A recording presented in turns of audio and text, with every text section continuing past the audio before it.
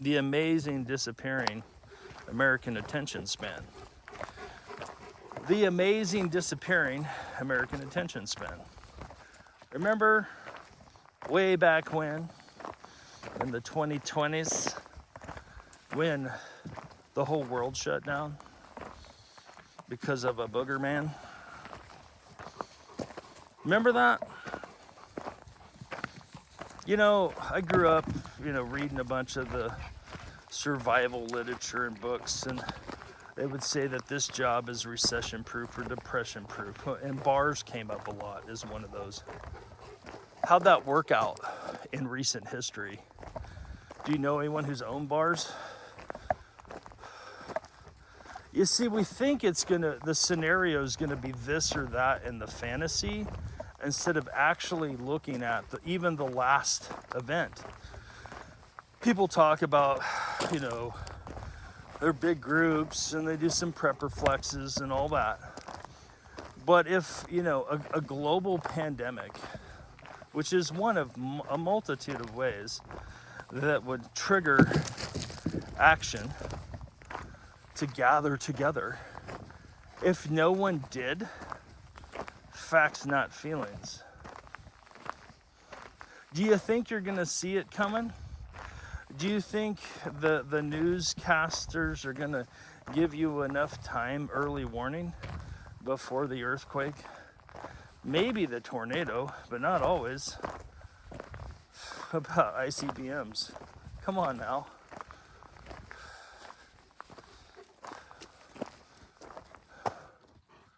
They don't want people panicking. If they had early warning, they want to get themselves, right? Rules for thee, not for me kind of thing. Disinformation, it's a thing.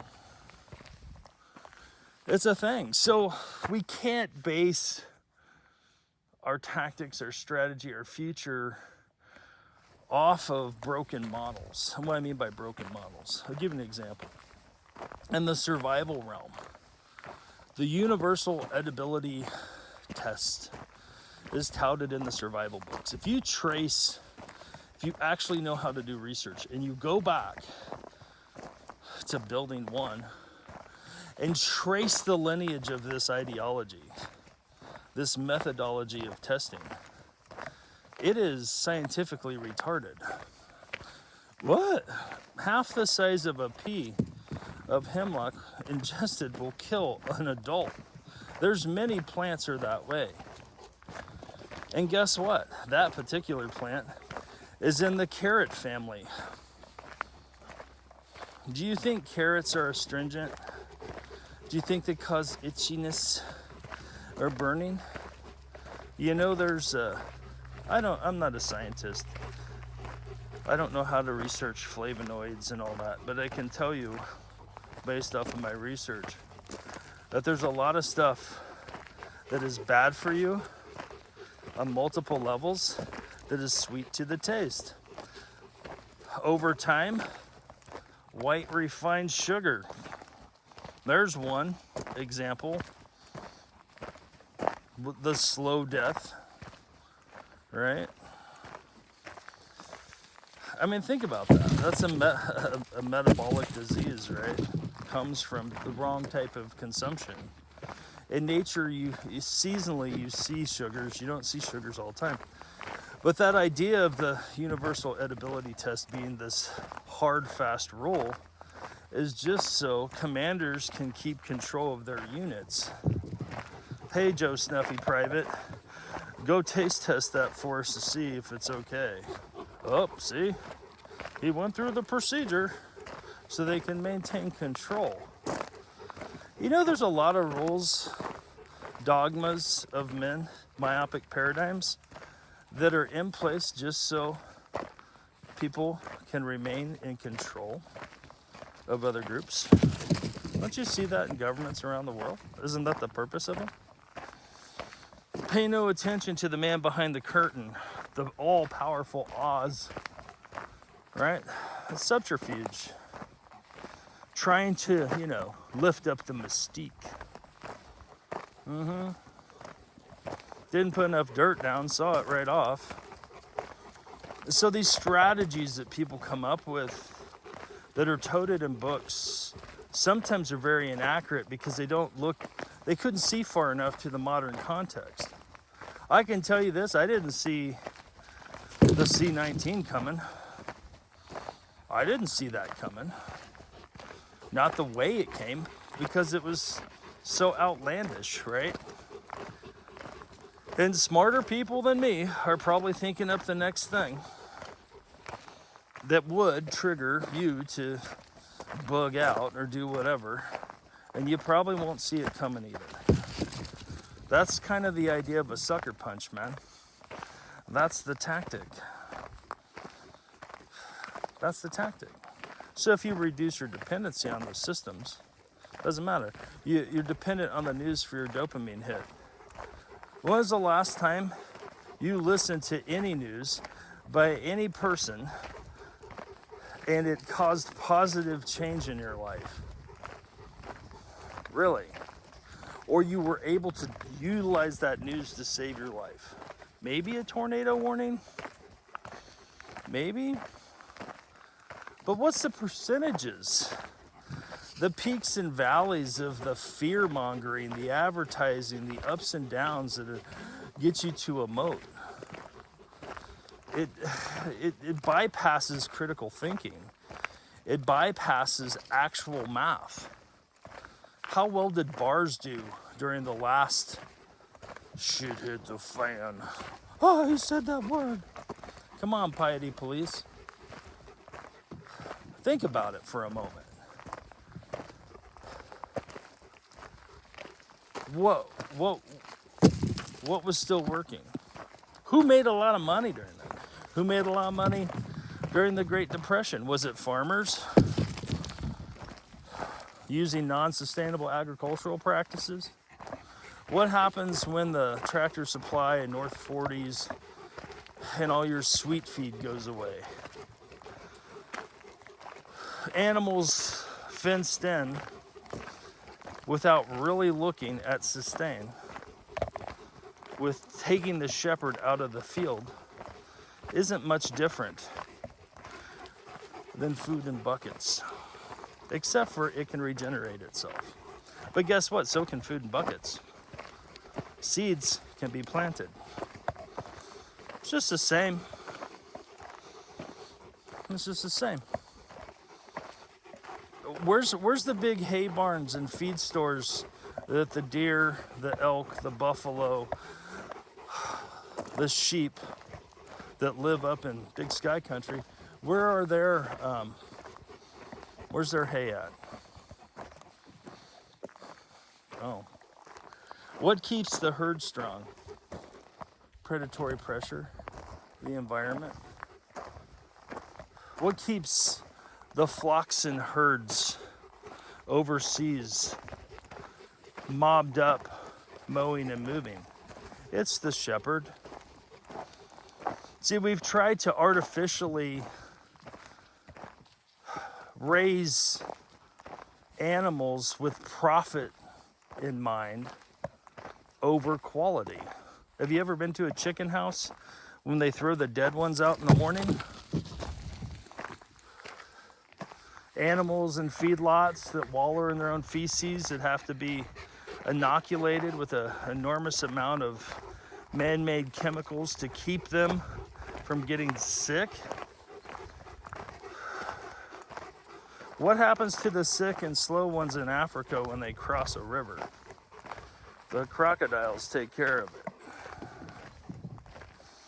The cheetahs get the young gazelles that don't learn fast. Right? There's a balance. Now, if that comes out of balance, right, then that's an issue.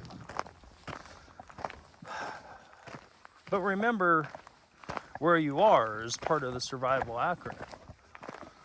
Strategic relocation. Where's free grazing where you live?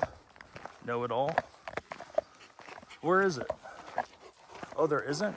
Do sheep still exist where you live? In the wild? No? Why not? Oh, are you trying to replicate the systems that the Creator put in place? Or put it in a rectangle of death in a feedlot in a chicken house? You ever have a hotel egg? One of those things that's wrapped in plastic that you could just bounce off a wall, use it kind of like a golf ball, compared to a fresh farm egg. Or a refrigerated egg versus a non-refrigerated egg, and how the yolk stands, or the color of the yolk. These are things you can touch, feel, see, etc. You know, don't dwell too much in the past, because his story, whoever's telling it, may have a twist to it. There won't be enough deer. There wasn't. They almost got wiped out in the Depression. How did they count? Why? Why would someone want to push that narrative? You see what I mean? People don't ask 5 whys. Well, what's important is what is. Yeah, but how did it come that way? Why is it that way? Why do people hold on to those paradigms? What's the man behind the curtain? Have you seen how they count elk or owls now? You would assume that we got better at it, right? With technology. Come on, man. They have no idea. It's all swag. Scientific wild ass guess, generally speaking. Take statistics in college. Do they really know the population? How big is this country, man? The man who planted trees had 2 world wars happen around him. No one came to his door with a rifle. You see? There were places in France during World War II where vineyards were productive. They were off the X. Now, sure, every once in a while one got hit here or there. But the reality is distance times speed math and the actual facts of how far removed you are from the impact counts. It counts. If you have to go to the store every day to pick up dinner, you're not as resilient as someone who only goes to the store once a week. If you only go to the store, if you go to the store once a week, you're not as resilient as someone who goes to the store once a month. There's people who live in tents who go to the store and trade twice a year. These people still exist today around the world. Tribal people who are doing it. Where, for all the matrices in the prepper books of THWSF, WROL, SHTF, all those have been met. And they are surviving and thriving and not doing whatever pet theory tactic that the fake experts are touting. Because they're developing real relationships with their real neighbors within their 9 miles. It's a math problem. Why do you have a meth head as a neighbor? What? No, seriously. They're generally not the best neighbors, generally speaking. And that might burn people's ears because that's your situation or whatever. The same thing, man. Distance times speed math, population density matters. I 100% agree. Globally, it's less than 10 people per square mile. That's the math. Based off of multiple environments. Well, what is the cow load per acre where I am? Well, what kind of cows? You see, it's the wrong argument. What kind of cows? Less than 1,000 pounds or over 1,000 pounds? That math matters. It's like asking what's the food requirement for my dogs. Which one? One's 27 pounds, the other ones are 120. Duh. What do you need? Can you eat a whole sheep or a whole cow at once?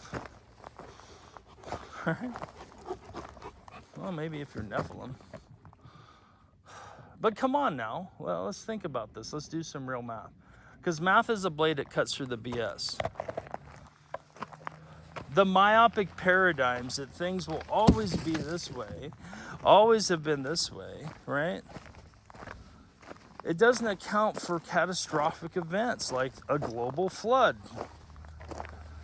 A lot of it's just bad science, which is really bad religion, because their science, their lies have become their religion. Recognize the lies.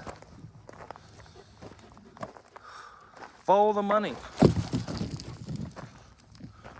Why are chicken houses a successful business in America?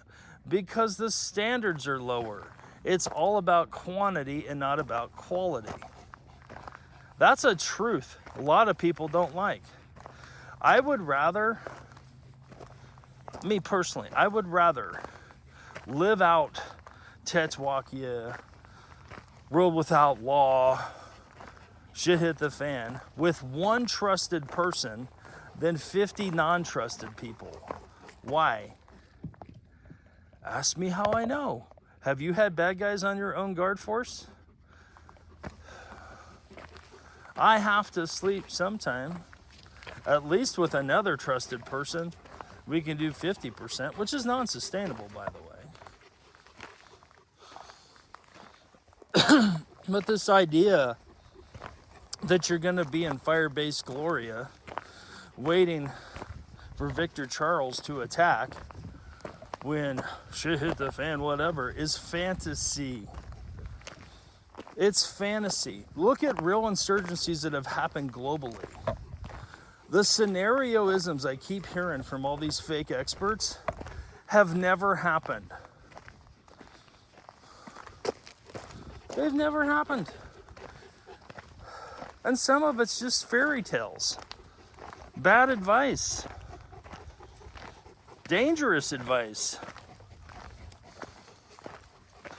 Don't put stuff in your mouth if you don't have a relationship with it. That's good advice. There's a lot of stuff that comes in boxes and bags that is poison. Slow death. You guys have heard the stories, you know. The person that slowly did bad stuff to someone's food or something like that. Yeah, these are got crime shows and stuff, right? Yeah. Do you think they have your best interest in mind? You want to control it? Well, then raise it. Educate it. You know, the successful strategy of the real shepherds is to have a relationship with their flock. That's how come they don't need fences and sweet feed. And sometimes they don't even have dogs. They know their sheep. And the dumb ones get culled out. And the sick ones get culled out. You see, lazy, arrogant Americans try to fit it in a box. They have untrained animals that are running amok because they are untrained people running amok with no discipline. No discipline. Discipline. Training. Discipline and training.